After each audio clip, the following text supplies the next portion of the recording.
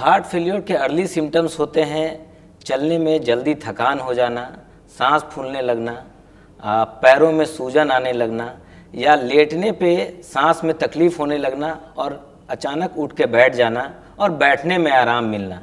कई बार तो ऐसा होता है कि पेशेंट लेटे हुए हैं, अचानक सांस फूलने लगा, तेज़ी से खिड़की के तरफ गए, ताज़ी हवा में गए और उनको सांस में आराम मिलने लगा। तो इस तरह का जब भी सिम्टम हो तो हमें अपने चिकित्सक से परामर्श लेना चाहिए, क्योंकि ये सब अर्ली साइंस हैं हार्ट फेलियर के। जैसे धीरे धीरे पैरों में सूजन आने लगना, जल्दी थक जाना, तो ये जैसे ही पता चले तो सलाह लेना है। अब कई कारण हो सकते हैं हार्ट फेलियर के, जैसे वाल्व में सिकुड़न होता है, उसके वजह से भी हार्ट फेलियर हो सकता है।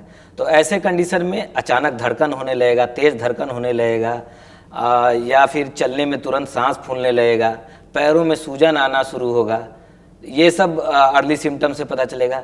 कभी कभी हार्ट अटैक की वजह से भी हार्ट फेलियर होता है, तो वैसे कंडीशन में अचानक सीने में जकड़न होना, भारीपन होना, तेज़ दर्द होना, या डायबिटिक पेशेंट में कभी कभी दर्द नहीं होकर अचानक सांस फूलना और तेज़ी से पसीना आने लगना, ये सब अर्ली सिम्टम हैं जिनसे हमें पता चलता है कि इस पेशेंट को हार्ट फेलियर हो सकता है।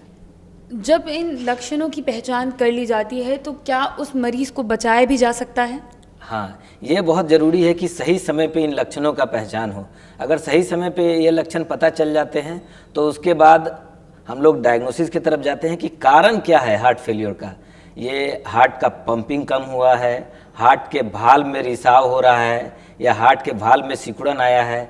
जब कारण पता चल जाए, जैसे मान लेते हैं कि हार्ट का भाल्व में सिकुड़न है और उसके कारण हार्ट फेलियर हो रहा है, तो सिंपल प्रक्रिया है जिसके द्वारा बलून से भाल्व को फैलाया जा सकता है, और ये भाल्व जब फैल जाता है तो हार्ट फेलियर के सिम्टम में रिलीफ मिल जाता है। अगर ये पता चल जाए कि हार्ट फैल चुका है, हार्ट कमज़ोर हो चुका है, तो उसके लिए एक मशीन होता है जिसको हम लोग CRT कहते हैं। वो मशीन अगर लगा दिया जाए तो हार्ट का पंपिंग धीरे धीरे सुधार होने का संभावना रहता है।